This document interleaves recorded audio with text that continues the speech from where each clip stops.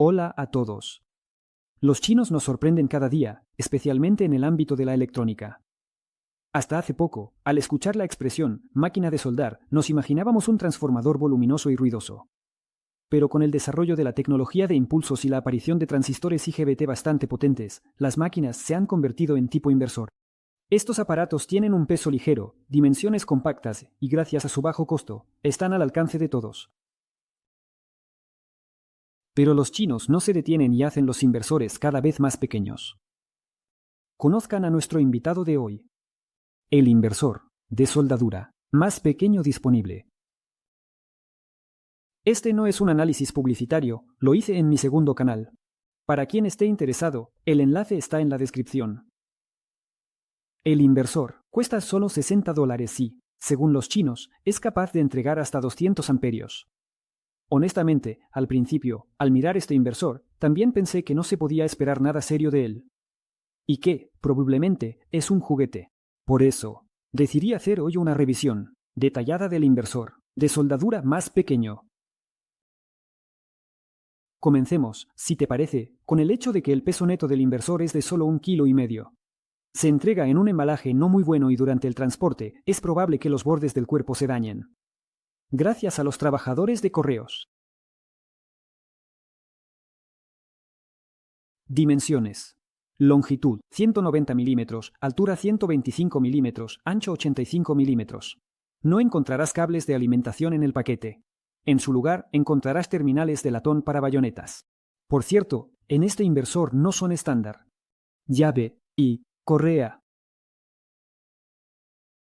El inversor ni siquiera tiene un enchufe de red. De alguna manera, tendrás que adaptarlo tú mismo. Honestamente, no está claro por qué tal ahorro. En el panel frontal tenemos un regulador de corriente, un indicador LED para el sobrecalentamiento y en la parte inferior, bayonetas para conectar los cables de soldadura. En la parte trasera hay un ventilador, por cierto, es bastante rápido, y un interruptor de red de tamaño completo de 16A, igual que en los inversores grandes. El cable de red es de cobre, sin marcas identificativas, pero, a juzgar por la sección, parece ser de 2x1,5 cuadrados. Bueno, ahora vamos a examinar el interior de este infernal aparato. Estoy ansioso por ver qué han metido los chinos ahí dentro. Honestamente, esperaba que fuera mucho peor, pero aquí tenemos un inversor completo, solo que en miniatura. Honestamente, pensaba que la placa de mi inversor casero era bastante pequeña, pero la placa del chino es 2 veces más pequeña que la mía. Las palabras sobran aquí. Inmediatamente llaman la atención 3 radiadores. En el primero, se encuentra el rectificador de diodos de entrada o de red con uno de los transistores IGBT del inversor. El segundo transistor está en un radiador separado. En el tercer radiador se encuentran los conjuntos de diodos del rectificador de salida. El transformador de potencia es toroidal. Aquí los chinos no se complicaron mucho. Tanto el devanado primario como el secundario están enrollados con un cable de un solo hilo. Pero al menos el cable es de cobre, y por eso gracias. En este soldador no hay relé de arranque suave, y, en general, no hay limitadores. De la corriente de carga del condensador electrolítico de entrada, que, por cierto, es bastante grande, de 680 F. En general, esto no es bueno. La corriente de carga del condensador es muy grande, y un buen día en este inversor puede quemarse el rectificador de red. El convertidor está construido según la topología clásica de medio puente utilizando 2 transistores IGBT-BT40 T60. Son transistores de 40 amperios a 600 voltios. Para un pequeño como este, no está nada mal. Los transistores de potencia son controlados por el circuito integrado PWM a través de un transformador de aislamiento galvánico. Esto es, sin duda, una ventaja. Si de repente los transistores de potencia se queman, el alto voltaje no llegará al circuito de control. El rectificador de salida es clásico, de doble onda, con punto medio. Consiste en diodos de 9202. El número total de diodos es de 4 unidades. 2 conjuntos en paralelo. Son conjuntos de diodos con cátodo común. Los diodos son ultra rápidos con un voltaje inverso de 220 voltios y una corriente de 20 amperios. Teniendo experiencia con estos diodos, puedo añadir que no están nada mal. La placa tiene un refuerzo de las pistas de potencia con cables de cobre adicionales de un diámetro considerable. El sensor de temperatura está fijado en el disipador del rectificador de salida, ya que es el rectificador el que se calentará más. El puente de diodos de entrada es de 25 amperios, con un voltaje inverso de 1 kV. Para un inversor de este tipo, en principio es adecuado, aunque podría ser mejor. En cuanto a la retroalimentación por corriente, honestamente, no está muy claro. Aquí hay un transformador de corriente y un shunt en la salida.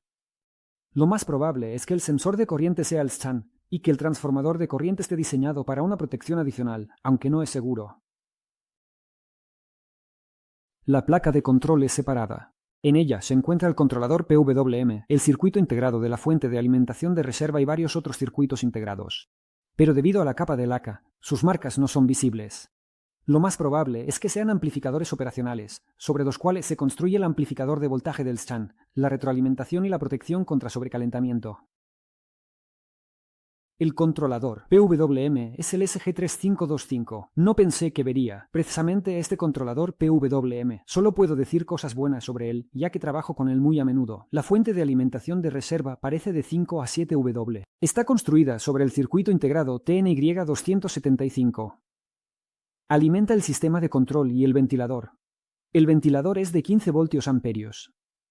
La calidad de las placas es buena.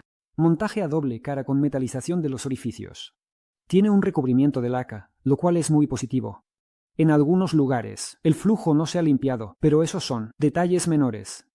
Llama la atención la barra de aluminio de potencia que va desde el radiador del rectificador de salida hasta uno de los conectores. Y es lógico, el radiador es de aluminio, y la barra también. Todo está bien pensado, pero el conector es de latón. El segundo conector está atornillado a la placa, la superficie de los radiadores, y en general, sus dimensiones son buenas, considerando el tamaño del inversor en sí. Además, el ventilador. Resumamos, lo visto. En general, todo está bien ensamblado. El esquema de medio puente es bastante bueno. Esto, por supuesto, no es un puente completo, pero funciona de manera tranquila y segura. Lo malo es que falta el arranque suave, así como la fuente de reserva. En mi opinión, es un poco débil, considerando que alimenta un ventilador bastante potente. Pero en general, todo está bien. Bueno, ahora pasemos a las pruebas. Todavía tendremos tiempo para soldar. Primero, pongamos el aparato en el lastre y comprobémoslo. Características reales de salida. El voltaje en vacío es de 55 voltios, lo que significa que habrá un encendido seguro del arco. La salida del inversor está cargada con una pequeña lámpara. Ahora vemos la forma de la señal de salida después del rectificador. El valor cuadrático medio de la tensión es de aproximadamente 50 voltios. En la salida, la tensión continua no es pura, ya que en los inversores de soldadura, por lo general, no se utiliza un condensador para suavizar la alimentación. Justo después de encender, la tensión de salida es máxima, lo que indica un arranque brusco. La corriente de consumo de la red sin carga fue de A. Pero hay que notar que en el momento de realizar este experimento teníamos una tensión de red reducida, de solo 206 voltios. La corriente de salida mínima fue de 45 A. Los chinos lo ajustaron para asegurar un encendido confiable del arco. Con la corriente mínima, se declararon 20 A. Bueno, ahora el mando, al máximo. Como vemos, el valor máximo de la corriente es de 100 A. Este es el valor máximo, puro de la corriente de salida. Si se carga más, provee hasta 120 A, se produce una caída de la tensión de salida, hasta 15 y menos voltios. Soldar en estas condiciones será casi imposible. Para verificar la función antiadherente, cortocircuité la salida del inversor a través de un amperímetro, pasando por alto la resistencia del lastre. Como vemos, la corriente máxima es de 125 A. No hay función antiadherente. Aquí está la confirmación de lo dicho en la práctica.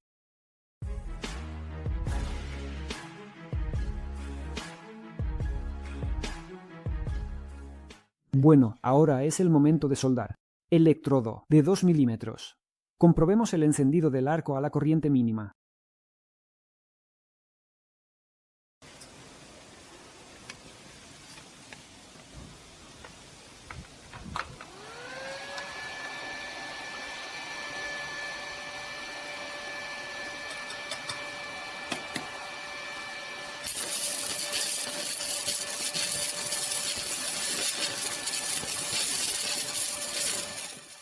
Como vemos, todo está perfecto. Hay arco, se puede soldar.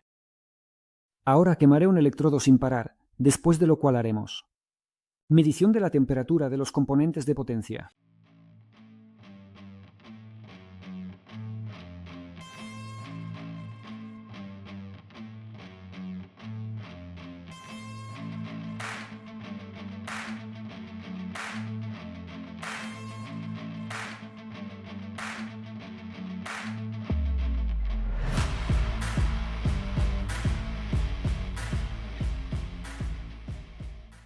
El calentamiento es imperceptible. Lo que más se calienta es el rectificador de salida y el transformador de potencia, pero la temperatura ni siquiera alcanza los 50 grados.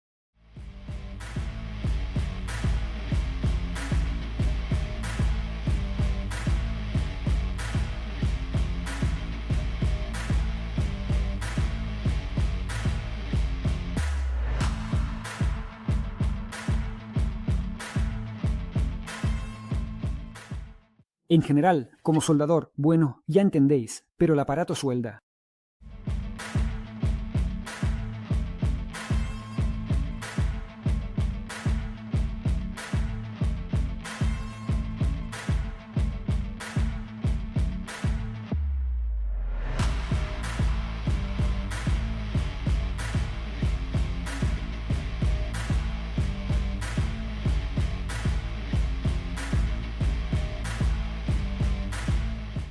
Y al final, la perilla de corriente al máximo intentamos perforar un agujero. Por cierto, el metal es de mm.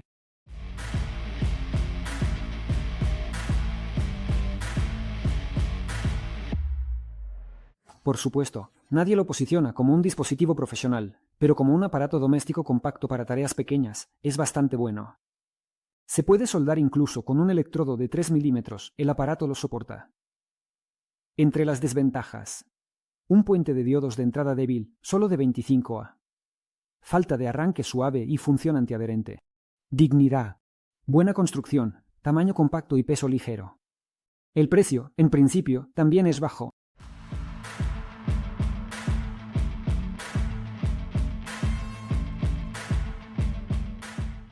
Creo que eso es todo.